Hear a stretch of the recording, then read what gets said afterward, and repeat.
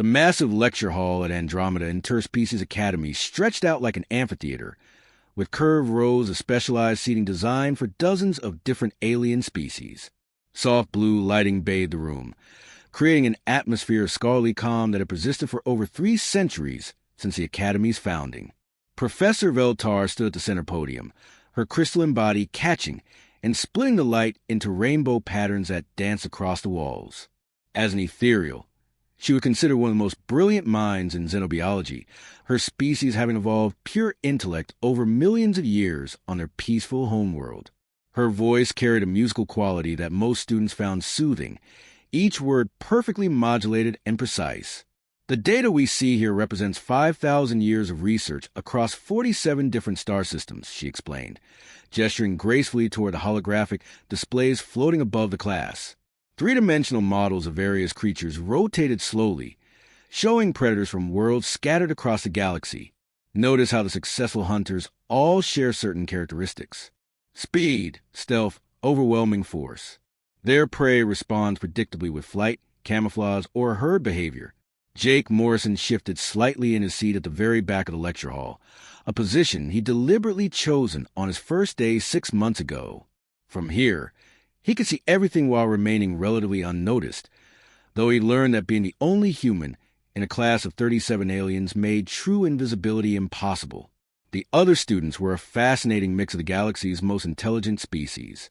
To his left, 3 nebulans floated in their transparent containment fields, their gaseous forms shifting colors as they processed information. They communicated through chemical releases that created stunning light patterns, like living fireworks.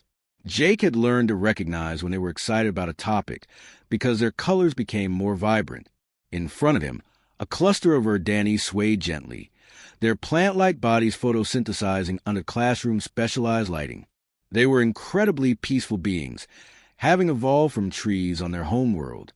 Their method of showing agreement was a subtle rustling of their leaf appendages that sounded like wind through a forest.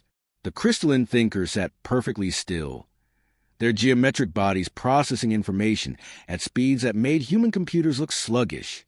When they had questions, they would emit a soft chiming sound that somehow conveyed complex mathematical concepts.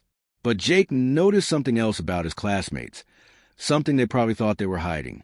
The way conversations would pause when he entered a room, how they would glance at him when they thought he wasn't paying attention, their large eyes filled with a mixture of curiosity and something that might have been concern.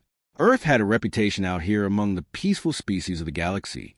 While most civilizations had evolved on worlds where cooperation and intellectual development were the primary survival traits, Earth was different. It was classified as a Category 9 death world, a planet where survival required constant adaptation to predators, natural disasters, disease, and competition for resources. The other students came from worlds with names like Paradise Harmony and Tranquil Gardens. Jake came from a planet where hurricanes, earthquakes, and volcanic eruptions were considered minor inconveniences, where the dominant species had fought its way to the top of a food chain filled with creatures designed to kill. Mr. Morrison, Professor Veltar's melodic voice drew his attention back to the lesson. Perhaps you could share your species' perspective on predator-prey relationships? 36 alien faces turned toward him, and Jake felt the familiar weight of their attention. He'd grown used to being the subject of study himself, a living example of Deathworld evolution, sitting right there in their classroom. Well, Jake said, choosing his words carefully, humans learned pretty early that the best way to deal with predators wasn't to be faster or stronger than them. It was to think differently than they expected. A soft chiming from the crystalline thinkers indicated processing. The nebulan's colors shifted to deeper blues, suggesting contemplation. Interesting. Professor Veltar said, "Could you elaborate on what you mean by thinking differently?" Jake was about to respond when the peaceful atmosphere of the classroom was suddenly torn apart. Emergency alarms began shrieking throughout the station, their harsh mechanical screaming completely unlike anything heard in this place of learning. Red warning lights flashed, and automated voices began announcing evacuation procedures in 17 different languages. But even as chaos erupted around them, Jake noticed something that made his blood run cold. The blast doors that should have automatically sealed the classroom during any emergency remained wide open, sparks flying from their damaged control panels. Something had deliberately disabled the station's security systems. And whatever it was coming their way. The heavy blast doors that protected every classroom in Andromeda Interspecies Academy were designed to withstand direct hits from military-grade plasma cannons. They were supposed to slam shut the instant any threat was detected, creating an impenetrable barrier between students and danger. These doors had never failed in the Academy's 300-year history. Until today. Jake watched in growing alarm as sparks showered from the door controls, the thick metal panels shuddering once before grinding to a halt halfway closed. Through the gap, he could see scorch marks along the corridor walls and the twisted remains of security drones that should have responded to the emergency. Whatever had done this wasn't just dangerous. It was smart enough to systematically disable the station's defenses. That's when the smell hit him, a sharp metallic scent that made something primal in Jake's brain start screaming warnings. It was the smell of a hunter, a creature that had evolved for one purpose and had perfected it over millions of years. The thing that stalked to the damaged doorway was like nothing Jake had ever seen, even in Earth's most dangerous wilderness areas. It stood 8 feet tall, but its body was built for speed and killing rather than simple intimidation. Glossy black chitin covered its form like natural armor, and Jake could see his own reflection distorted in its surface. 4 arms moved independently, each ending in claws that looked like they'd been carved from obsidian and sharpened to molecular edges. But it was the way the creature moved that made Jake's stomach clench with recognition. This wasn't just a dangerous animal acting on instinct. Every step was calculated, purposeful. It moved like water flowing downhill, taking the path of least resistance while maintaining perfect balance. Jake had seen that kind of movement before in Earth's apex predators. The big cats, the sharks, the hunting birds had learned to kill with absolute efficiency. The alien students around him reacted exactly as their evolution had programmed them to respond to mortal danger. The Nebulans, those graceful gaseous beings who normally floated with such elegant control, suddenly compressed into tight, panicked spheres. Their beautiful colors drained away, leaving them gray and shrunken with terror. They had no experience of creatures like this. Their homeworld had never produced anything more dangerous than a mildly irritating cloud of pollen. The Verdani were even worse off. As plant-based life forms, their idea of conflict was competing for sunlight or water over the course of decades. Faced with immediate physical threat, their photosynthetic patches turned white as their systems shut down in shock. Several of them began swaying frantically, a distress signal that normally brought help from their grove communities. But there were no other Verdani here to answer their call. Jake heard something that made his skin crawl, a low, melodic humming that seemed to come from everywhere at once. The ethereals, those brilliant crystalline beings who had shared their vast knowledge so freely, had begun what they called a song of final light. It was a sound their people made when they believed death was certain, a way of recording their last thoughts in harmonic frequencies that other ethereals could decode later. They were essentially singing their own funeral songs. The creature Jake now recognized as a Kithrin Razorclaw paused in the doorway, its massive head turning slowly to survey the classroom. Its eyes weren't like human eyes. They were compound structures that could process movement heat signatures and threat levels simultaneously. Jake realized it was doing exactly what any smart predator would do, assessing its prey, calculating the most efficient way to eliminate every living thing in the room. In the terrible silence that followed, Jake could almost see the creature's thought process. 37 targets, all of them soft, none of them showing any signs of fight or flight responses that might complicate the hunt. The Razorclaw's head tilted slightly, and Jake caught a glimpse of what might have been confusion in those alien features. Usually, prey either ran or tried to hide. These creatures were just waiting. The alien students had no context for this kind of situation. Their species had evolved on peaceful worlds where the greatest dangers were natural disasters or resource shortages, problems that could be solved through cooperation and intelligence over long periods of time. The concept of something wanting to kill them quickly and efficiently was so foreign that their minds simply couldn't process it. But Jake's mind was processing everything with crystal clarity. He could see the creature's muscle tension, the way it was already mapping out movement patterns through classroom, the slight shift in its stance that meant it was about to begin its attack. Every human instinct honed by millions of years of survival on a world that tried to kill his ancestors was now screaming at him. The Razor Claw's compound eyes fixed on him for just a moment, and Jake saw something flicker across its alien features. Recognition, maybe, or perhaps just mild interest in the one creature in the room that wasn't cowering in terror. Then the killer machine took its first step forward. While 36 brilliant alien minds locked up in the face of mortal danger, Jake Morrison's brain switched into a mode that his species had perfected over millions of years of refusing to become something else's dinner. Every muscle in his body wanted to either run screaming from the room or curl up in a ball and hope the nightmare would end. But Jake had grown up on Earth, where giving in to panic was a luxury that got you killed. Instead, he moved with the quiet precision of someone who had learned to think like both predator and prey. Jake didn't charge for like some action hero from an old movie. That would have been suicide against a creature designed by evolution to kill things that move predictably.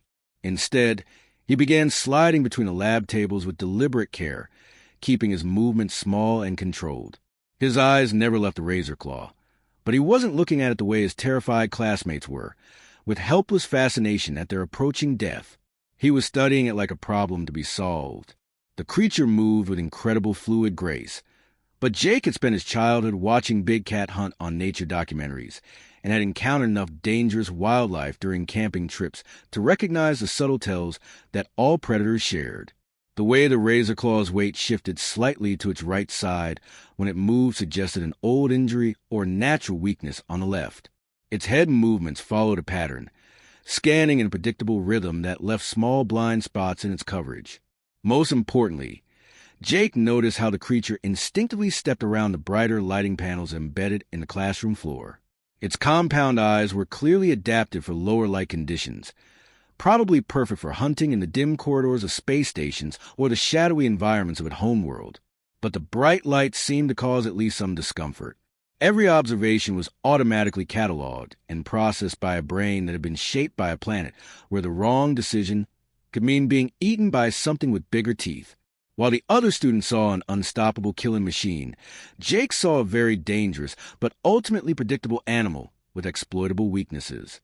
The Razor Claw took another step forward and then suddenly stopped, its massive head tilting slightly to one side. In millions of years of hunting, its species had developed an understanding of how prey behaved. They either ran in panic, making themselves easy targets, or they froze in terror, making themselves even easier targets. But this small creature was doing something completely outside the predator's experience. It was thinking. Jake had reached the environmental control panel mounted on the side wall of the classroom. These controls were designed to accommodate the needs of dozens of different species. Some needed higher gravity. Others required specific atmospheric compositions or temperature ranges. For most students, these were just background systems they never thought about. But Jake had grown up on a world where understanding your environment could mean the difference between life and death. His fingers moved quickly across the control interface, muscle memory guiding him through the sequences he had memorized during his first week at the academy. The gravity in the room began to increase gradually. Not enough to affect a human who had evolved under Earth's heavy pull, but sufficient to throw off a creature that had adapted to the standard light gravity found on most civilized worlds. Jake could see the Razor Claw's confusion as its precisely calculated movements suddenly became slightly awkward. The creature compensated quickly, but those few seconds of adjustment were exactly what Jake needed to activate the next part of his plan. The emergency chemical containment system was designed to flood the room with neutralizing agents in case of dangerous chemical spills during experiments. The fine mist that now began filling the air was completely harmless to the students and their various respiratory systems, but it would interfere with scent-based tracking. Earth had taught humanity that most predators relied heavily on their sense of smell, and taking that advantage away could level the playing field considerably. But Jake's most important realization was psychological. This creature, for all its deadly perfection, had never encountered prey that fought back intelligently. Its hunting instincts were built around the assumption that its targets would react with predictable patterns of fear. By staying calm and thinking tactically, Jake had introduced a variable that the Razor Claw's evolutionary programming hadn't prepared it to handle. The predator's compound eyes swiveled toward him now, and Jake could see something that might have been confusion in its alien features. The small bipedal creature wasn't running or cowering. Instead, it seemed to be planning something. The concept was so foreign to Razor Claw's hunting experience that it actually took a step backward, reassessing the situation. For the first time since entering the classroom, the perfect killing machine hesitated. And in that moment of uncertainty, Jake realized something that would have terrified most people but filled him with grim determination. This creature had never fought a human before. It had no idea what Earth had taught its children about survival. That was about to become a very costly mistake. The moment Jake activated the chemical containment system, he could see the shift in the Razor Claw's behavior. The creature's head movements became more erratic as its scent tracking abilities were compromised, and its compound eyes began scanning the room with growing irritation rather than calculated precision. For a predator that had probably never failed to kill its intended targets, this level of interference was completely unprecedented. Jake had bought himself perhaps 30 seconds before the creature adapted to the new conditions, and he used every one of them. His hands moved across the environmental controls with the efficiency of someone who had spent months studying every system in the academy, not because he was particularly interested in engineering, but because understanding your surroundings was a survival skill that Earth had beaten into human DNA over countless generations. But even as he worked, Jake could sense the Razor Claw's growing frustration. The systematic, methodical approach that had probably served the creature perfectly for its entire hunting career was being disrupted by variables it had never encountered. And frustrated predators, Jake knew from his time studying Earth's wildlife, often made a critical mistake. They abandoned strategy in favor of overwhelming force. The attack, when it came, was like watching lightning strike. One moment the Razor Claw was studying the room with calculated patience, and the next it was airborne, covering the distance between itself and Jake with a speed that defied physics. Its four arms spread wide, claws extended, moving in a coordinated pattern that would have shredded any normal target into ribbons before they could even register what was happening. But Jake wasn't there anymore. The positioning hadn't been accidental. Every step he'd taken while adjusting the environmental controls had been carefully planned to put him exactly where he needed to be when the creature finally lost its patience. Behind him stood one of the heavy lab tables equipped with magnetic field generators, devices normally used for safely handling metallic samples and containing electromagnetic experiments. Jake's finger hit the activation switch just as the Razor Claw committed to its trajectory. The invisible field burst outward with enough force to deflect small metal objects, and while the creature itself wasn't metallic, the field was strong enough to create a slight but crucial disruption in its flight path. The chitin-covered assassin, expecting to hit soft flesh, instead crashed into the reinforced wall with a sound like breaking stone. The impact would have killed most Earth creatures, but the Razor Claw was built for this kind of punishment. Jake could see it shaking its head, compound eyes refocusing, already preparing for another attack. The creature was stunned but far from defeated, and Jake knew he had perhaps 3 seconds before it recovered completely. That was when his eyes fell on the emergency supply cabinet. Every classroom at the academy was equipped with safety equipment designed to handle the various needs of different alien species. Most of it was medical supplies and atmospheric regulators. But Jake's attention focused on something that would have seemed mundane to any other student, a canister of liquid nitrogen used for preserving biological samples. Jake grabbed the canister and sprayed its contents across the floor in a wide arc between himself and the recovering Razor Claw. The super-chilled liquid instantly created a sheet of ice that would have been treacherous for any creature, but Jake was counting on something more specific. The Razor Claw's claws, those perfect killing instruments that had been honed by evolution for maximum cutting efficiency, were designed to grip and tear flesh, not to provide traction on slippery surfaces. When the creature launched itself forward again, its claws found nothing but frozen floor. For the first time in what was probably his entire life, the perfect predator slipped and fell, sliding across the ice like a passenger on a runaway sledge. That was the moment Jake had been waiting for. Not to overpower the creature. That would have been impossible. Not to outrun it. That would have been suicide. But to catch it at the exact instant when its natural weapons became a liability instead of an asset. Jake moved with the precision of someone whose ancestors had survived by understanding exactly how leverage and timing could overcome superior strength.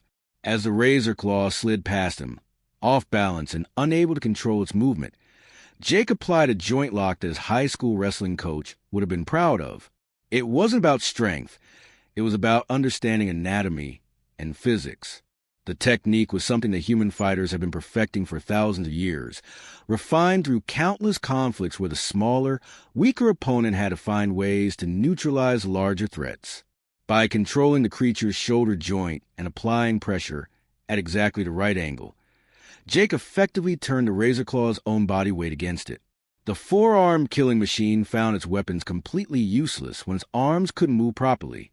All those evolutionary advantages, the speed, the claws, the killing instincts, meant nothing when basic physics prevented them from being deployed effectively. For the first time since entering the classroom, the perfect predator was completely helpless, held in place by a technique that predated recorded human history, but remained just as effective in the far reaches of space. Jake held the lock steady, feeling the creature's struggles gradually weaken as it realized the futility of fighting against leverage and anatomy. Around them, 36 alien students stared in complete silence, watching a human demonstrate exactly why Earth was considered the galaxy's most dangerous world. The emergency response team that burst through the damaged blast doors 12 minutes later was expecting to find a massacre. Captain Jervan, a veteran security officer from the militaristic Cronin species, had seen the aftermath of Razor Claw attacks before. His team came prepared for body recovery, not rescue operations. Instead, they found something that would be talked about in security briefings for decades to come. The Kithrin Razorclaw lay on the classroom floor, secured with laboratory restraint fields that had been repurposed from their normal use of holding dangerous specimens. The creature was unconscious, but clearly unharmed. No wounds, no signs of the brutal damage that usually accompanied any confrontation with these legendary assassins. It looked almost peaceful, like it was simply sleeping off a particularly exhausting day. Jake Morrison sat at his regular desk in the back row, his notebook open in front of him as he quietly reviewed the day's lecture notes on predator-prey relationships.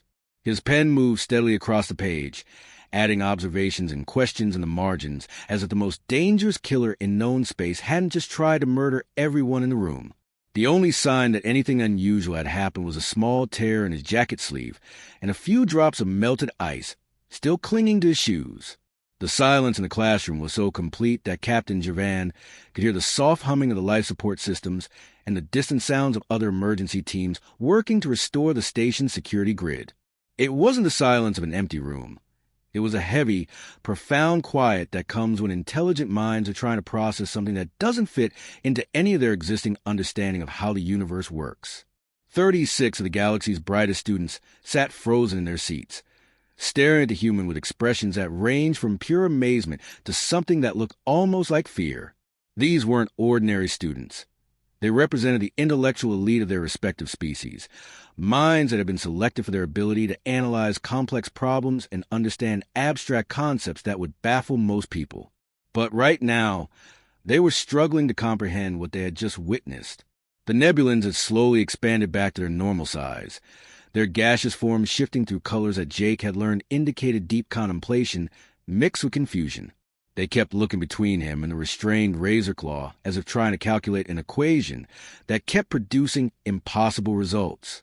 The Verdani were swaying in slow, synchronized movements that reminded Jake of wheat blowing in a gentle breeze.